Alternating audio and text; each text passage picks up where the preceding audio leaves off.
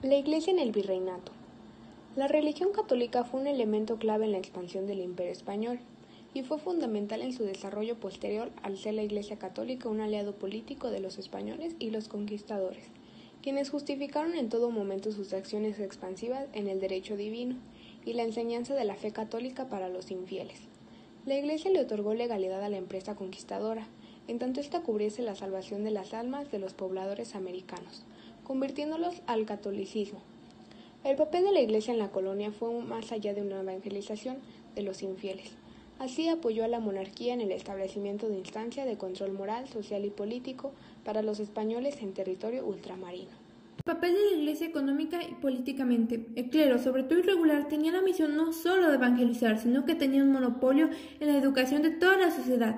El adoctrinamiento que tenía la Iglesia sobre la sociedad era de mucha importancia para que el sistema político, económico, social, etc. de la colonia siguiese el rumbo que llevaba, pero aquí lo que es más importante de entender es la influencia del clero en la sociedad.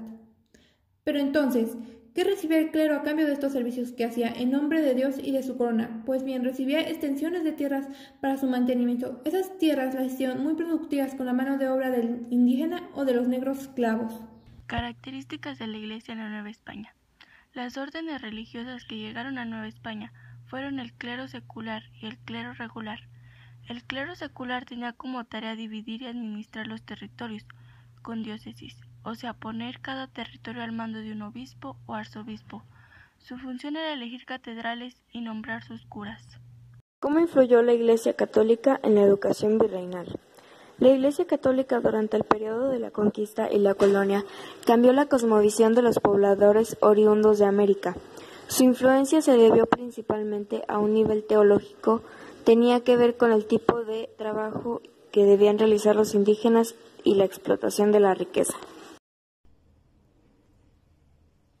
¿Por qué la Iglesia tuvo gran importancia durante el virreinato? La influencia católica estuvo siempre presente en la historia de la Nueva España, debido a una razón obvia, la corona del país por el que fueron conquistados, es decir, la corona española, estaba constituida por una hegemonía, supremacía de poder, relacionada con la Iglesia. Poder social de la Iglesia. No transcurrió mucho tiempo para que en el Perú la Iglesia pasara a convertirse en una importante fuerza social del virreinato, por su organización, por la extensión de sus jurisdicciones, por su riqueza y por sus privilegios. Esto resultaba muy atractivo tanto para los criollos como para los mestizos. Durante la colonia la mayor parte de la Iglesia fue un origen criollo, mientras los mestizos en proporción menor y en algunas dificultades consiguieron ser admitidos al voto sacerdotal. Los indígenas peruanos en cambio fueron vetados del sacerdocio, por ser considerados cristianos nuevos. ¿Qué papel cumple la Iglesia en el periodo de la conquista? Este era el derecho perpetuo del Estado español para intervenir en los asuntos eclesiásticos de América, que facultaban a las autoridades políticas españolas a cobrar diezmo, a presentar candidatos a cargos eclesiásticos, a organizar la Iglesia en América y a decidir sobre la construcción de iglesias, conventos, monasterios y hospitales. Los reyes hispanos se preocupaban de enviar sacerdotes para cumplir con la misión de evangelizar.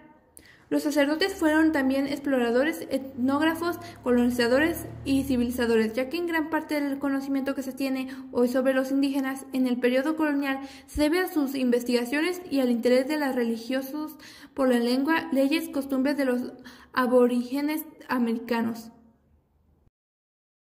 Diócesis en el Perú. A medida que se establecía el nuevo orden colonial, la Iglesia adquiría una mayor presencia en el Perú.